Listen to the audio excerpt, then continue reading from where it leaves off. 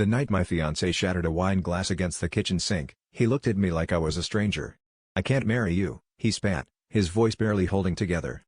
"I just don't trust you." My stomach dropped. He'd never said anything like that before. We'd fought, sure, but this was nuclear.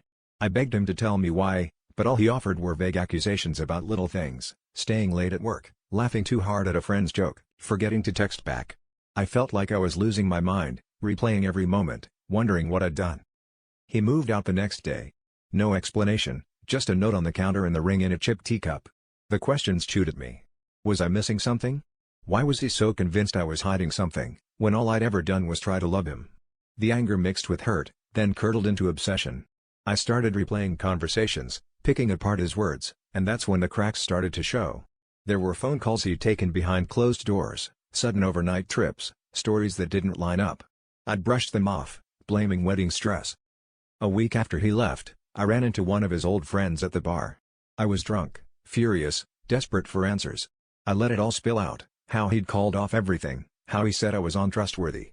She went pale, then leaned in, whispering, "You don't know, do you?" That's when she told me about the husband. Not an ex. A husband.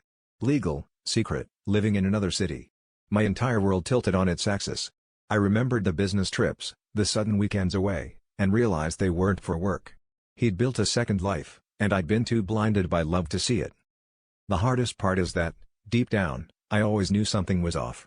I ignored every red flag because I was terrified of being alone, convinced that if I just loved him enough, he'd let me in.